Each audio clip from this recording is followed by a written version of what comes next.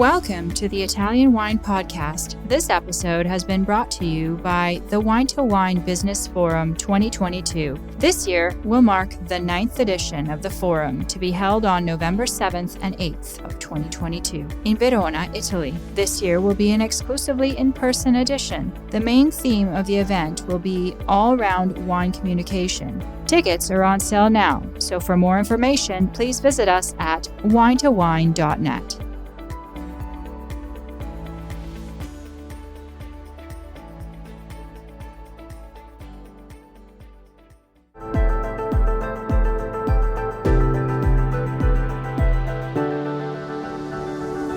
Welcome to the Italian Wine Podcast. I'm Cynthia Chaplin, and this is Voices. Every Wednesday, I will be sharing conversations with international wine industry professionals, discussing issues in diversity, equity, and inclusion through their personal experiences working in the field of wine. If you enjoy the show, please subscribe and rate our show wherever you get your pods.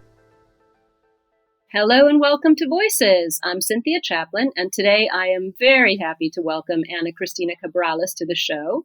She grew up surrounded by chefs in her family, which sounds great to me, but she didn't find her way into wine for many, many years. She studied economics and psychology and East Asian studies and investor relations, so a boring person, obviously. But then she made the move to French Culinary Institute and gained a culinary diploma and became a certified sommelier at the Court of Master Sommeliers in the U.S., and her career took off at Moral Wine in New York City in 2012. Where she eventually became the general manager and the wine director. And she was director of education at Independence Wine and Spirits. And just this year, in June 2022, Anna Christina joined Wine Enthusiast as tasting director at their Westchester, New York headquarters. So she told me this is her first interview as tasting director, and I feel so excited to be the first one to get to chat to her before anybody else gets in there. So she's also a mentor at Wine Unify and a member of Batonnage Forum, both of which are near and dear to my heart, and Les Dames d'Escoffier in New York. And she's the founder of a group called Summation, which I can't wait to talk about, a community of sommeliers who promote inclusion in conversation about topics that surround wine. So thank you so much for making the time to talk to us, and welcome to the show. Cynthia, thank you so much. It's truly an honor to join you on this podcast. Great. Well, I have got to ask, what was it that prompted your jump from a successful career in investor relations into the world of wine? I mean, was it the foodie side of your family? What seduced you away from finance and all the glam and got you into food and wine? Sure. So I really wanted to go to culinary school, but being the first generation in my family to have the opportunity to go to a university, my family said, you have to do it. And so I did. But ultimately, my heart led me back to wanting to go to culinary school just simply because my uncle, who attended the French Culinary Institute, which later on was named the International Culinary Center, really reminded me of the best memories I had as a kid. I can still remember those moments where he'd asked me to join his homework assignments, which was to figure out or master a certain recipe. And one of them was lasagna. Ah, nice one. Yeah, it was so much fun. And I remember clearly that he said, so what does ricotta cheese smell like? And I didn't know. I just said, it smells cheesy. And he said, no, go ahead and smell it. And I did. And I put my nose in closer to the ricotta. And then he just dumped my face into it. And he said, go smell it. And I laughed so hard. We had the biggest laugh. And I can remember that memory clearly. And I can almost frame it in my mind. And it's one of my best memories as a kid. And especially because at that time, I was really into magicians. I read on Harry Houdini and loved David Copperfield. And I felt in a way I was performing magic. I was creating something that brought people together. And so to see that lasagna on the table, which is, not a typical Filipino dish, and have our family come together, I felt like I was performing a little bit of magic. And that was the start of everything. That is so great. That's exactly how I feel about cooking and about wine. Making something from a pile of ingredients that don't necessarily go together, and you're never sure how it's going to turn out until the end. So a lot of it is on faith. That's I like the alchemy, and I like that you compared it to David Copperfield and the magicians. That's a great image for me because, of course, that's part of my growing up time too. So I want to really congratulate you also on your new job at Wine Enthusiast. You have got a lot on your plate. You're leading the tasting team. You'll be keeping an eye on beverage trends. I know the Wine Enthusiast Showroom Education and Tasting Center is at your headquarters in Westchester in New York too. So fill us all in on what your new role will be.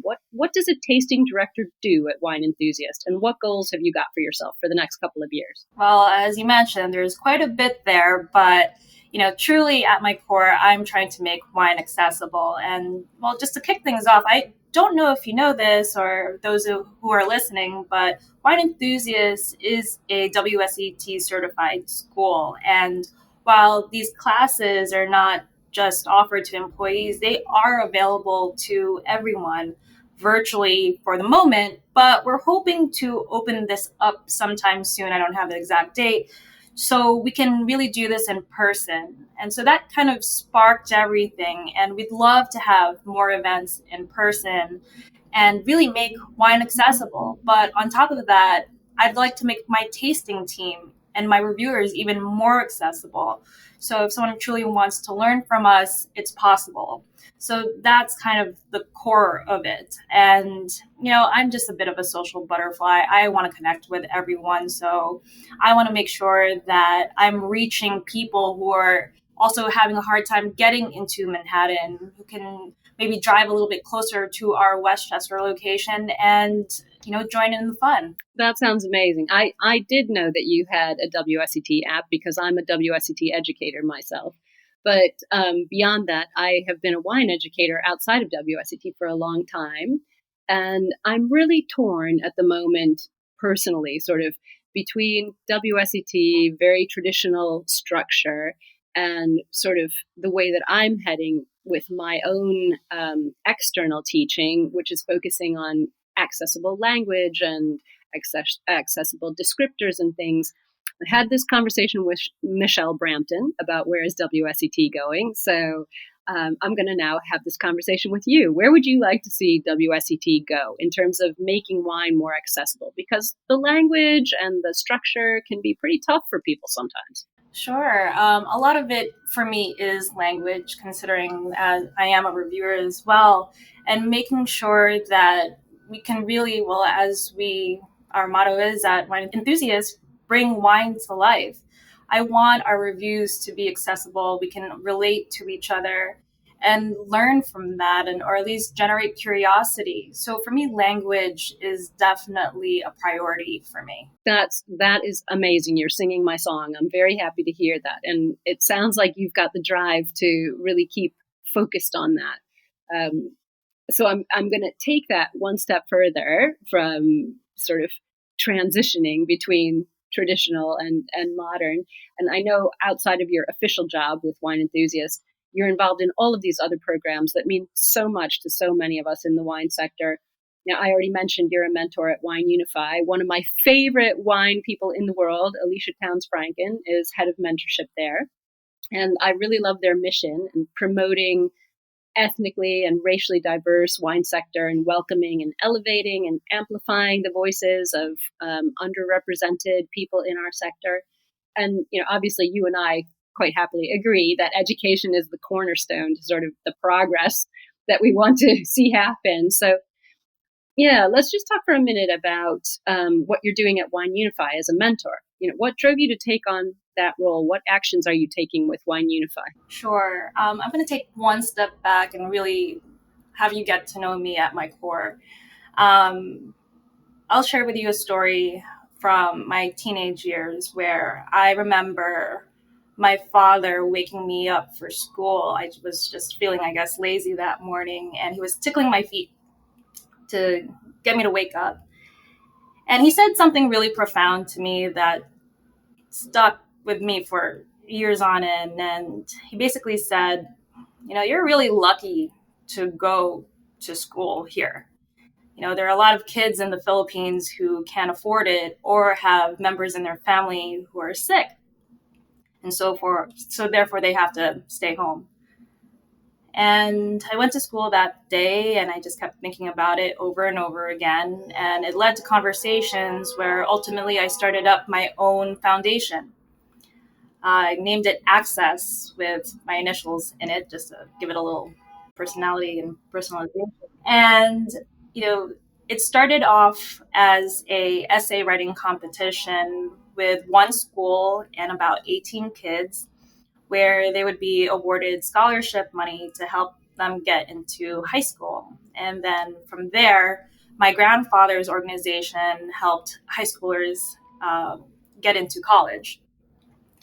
And over the span of 8 years, that competition grew to 8 schools and over 200 students. And then unfortunately, college kind of, happened and I unfortunately had to stop it. But it meant so much to me because I consider myself an average student. I have to read things several times. And I sometimes wonder what if this child in the Philippines was just given a chance, an education, what would happen? They're probably smarter than me. And so what would happen? And from there, that's kind of why I support education so much. But then taking it one step further, mentorship is so important because I start to wonder what would have happened to me if someone was there to help guide me along the way, to help shape me, especially as I had questions or I just didn't have certain resources. So that's why I stay active in organizations like Wine Unify that just helps open doors. I believe that education just opens you to a whole new world of opportunities, and everyone deserves that chance. I completely agree. And I think you clearly get it, but I think sometimes what people overlook is what a two-way street it is. Mentoring young people in education. I think anybody who's been in this industry for a while, especially women, we all tend to take someone under our wing from time to time. And it's not just to help them, but it also lifts us up and reminds us what we're passionate about in our industry. So I'm really thrilled that first of all, kudos for starting that kind of a group when you were a teenager, my God. But to keep that spirit of supporting other people's, educational aspiration going, even now that you're, a very well-respected professional, that's so inspirational. And I really appreciate the fact that you give time to do that. And Alicia is quite similar in those ways. So I'm thrilled that you see the benefit of mentoring, not just for the people you mentor, who I'm sure get quite a lot out of the joy that you clearly bring them, but also just to keep your hand in the game that means something to you. And I think that's marvelous. So, well, Batonage Forum is another one of my favorite organizations that you're involved in, and that one's all women in wine, and their aim is to educate the wine world, and lift up women, and take a good look at the historic challenges that women have faced in the wine sector. I know you were part of the Court of Master Sommelier in the U.S., and we all know about the scandals that happened there. So you're working with Batonage now. How are you collaborating with this group? You're mentoring at Wine Unify. You've got a really tough job. What the heck are you doing with Batonage Forum now? Italian Wine Podcast, part of the Mama Jumbo Shrimp family.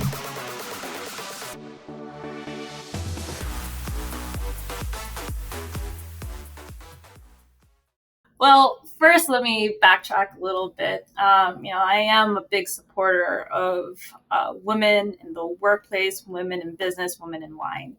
And solely because I didn't even know I was truly being mentored from the start of my hospitality career by a woman by the name of Rita Jamais, who actually recently inducted me into La Dame d'Escoffier. She is a dear friend and mentor to me. And I didn't know that she was truly like guiding me. She did it in such a graceful and quiet way. but she was with me the entire time. I just didn't really think of it as mentorship until truly I became a mentor myself. And so she helped me realize what mentorship means to me and how I need to define that for myself. And so I'm really grateful to be part of organizations like Wine Unify and Batonage. And so Batonage helped me get introduced to 10 women who really want to be part of the wine business. And while the commitment is only an hour worth of conversation, for me, mentorship runs even deeper than that. I believe in organic and ongoing communication and growth and potentially even friendship. So while I hope to take on a new set of mentees, right now I'm just really honored to be part of their stories and however they should need me.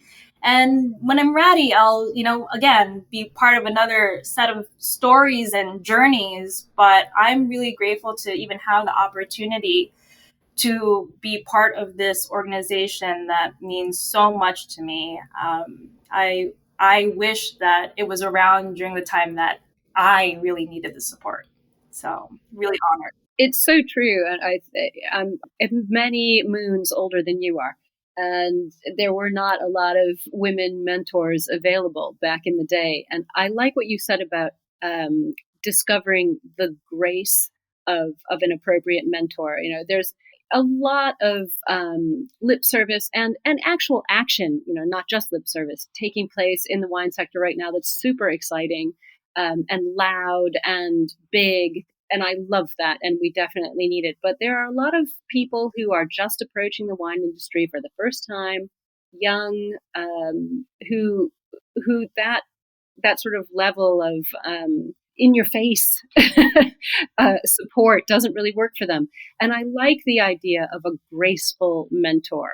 I think that's a lovely image that you created, giving space to people who want to have an hour of conversation and have a quiet discussion and a graceful conversation. I think that's something that sometimes gets overlooked right now. We feel like we need to make noise and make up for the shortcomings of our industry that we all love.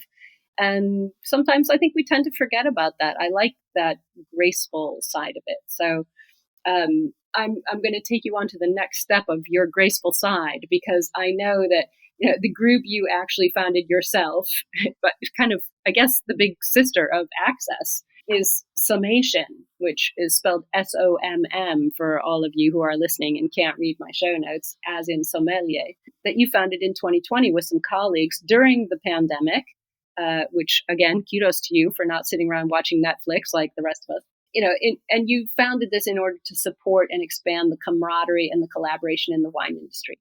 And your website on Summation describes the group as talented sommeliers and wine industry tastemakers, spotlighting winemakers through Instagram live chats and illuminating the latest wine trends, all while bringing a smile to your face, which sounds absolutely fabulous to me. So what's going on at Summation now? The COVID pandemic is over. What are your hopes and dreams for this group that you founded in that crisis, now moving forward into more positive era?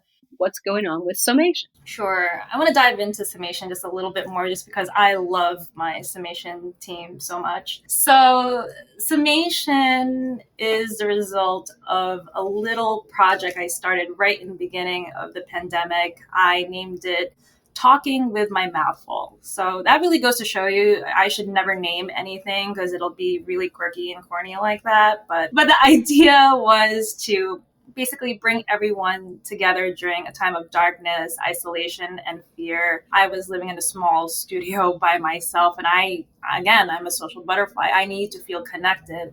There's something about working the dining room floor and feeling a rhythm and people calling for your name because they need you, that you're bringing them comfort that I truly missed during the pandemic. And I've tried to find every way to do it, and it was on Instagram. That was the only way that I thought I could connect. And so I started these Instagram lives. My first one was with Jeff Harding from Waverly Inn, and wait, maybe reach people this way. And for quite some time, I was going 6 days a week, interviewing someone for roughly 45 minutes. And some of the best conversations happened post-production, if you will. They felt like it was a cathartic, experience for them where they just started to feel good and started to admit, wow, I didn't realize how much I was feeling. And some of them even cried. Some of them were overjoyed. Some of them started new ideas and businesses. And then I started to think, maybe there's something here. Actually, I was told, you know what, maybe you should, get a group together. And so I roped in 6 other friends.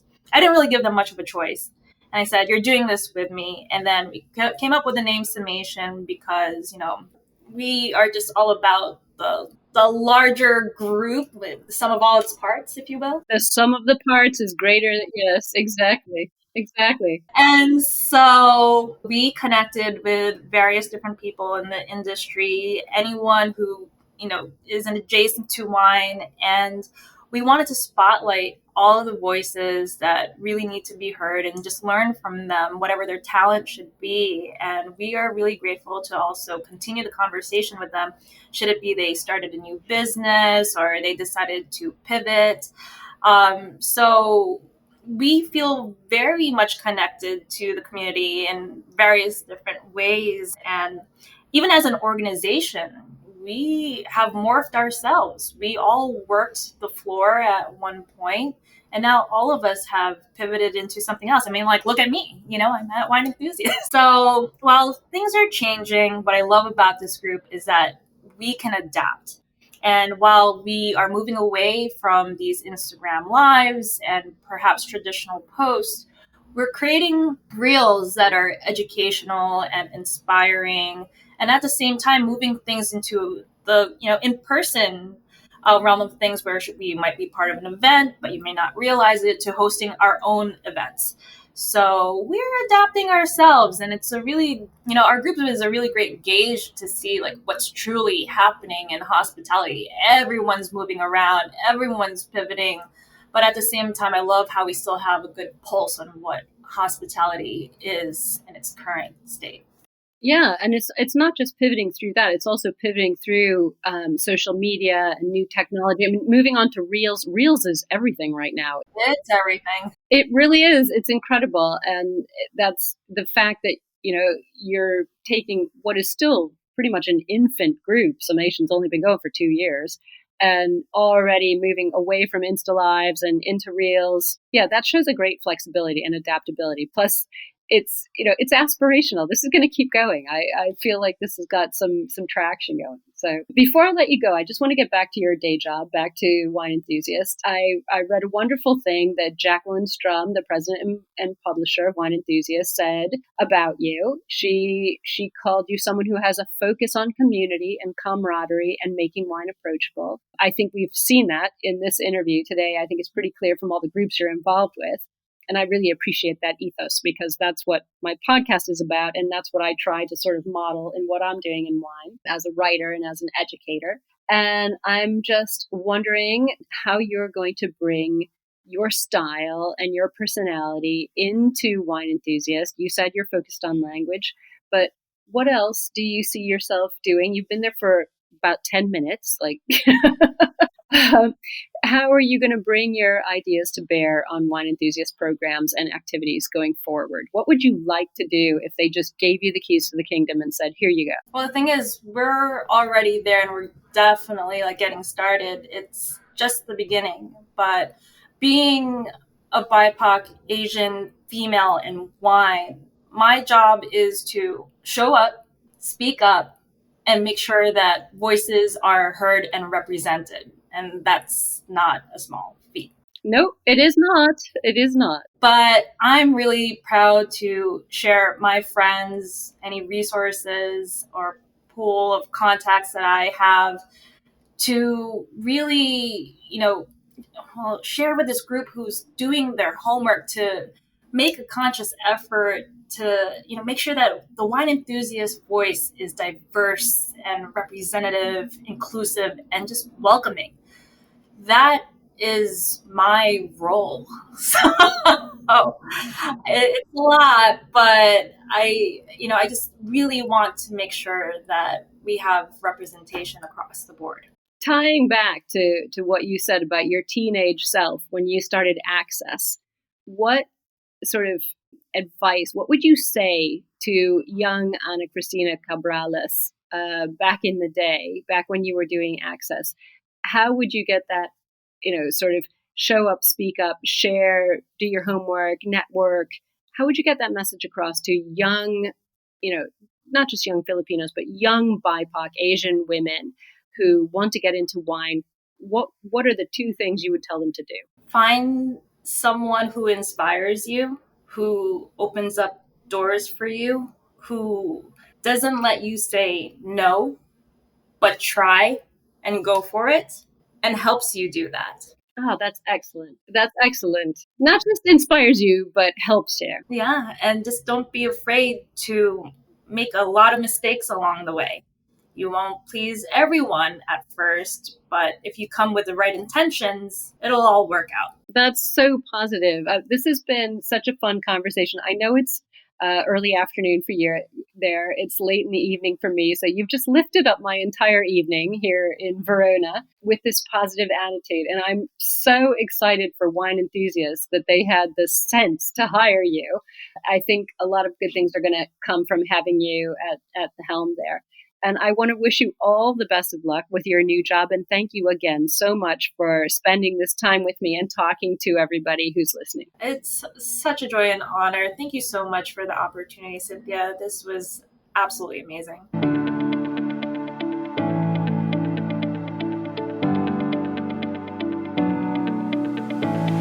We hope you enjoyed today's episode brought to you by the Wine to Wine Business Forum 2022. This year will mark the 9th edition of the forum, to be held on November 7th and 8th, 2022, in Verona, Italy. Remember, tickets are on sale now, so for more information, please visit us at winetowine.net.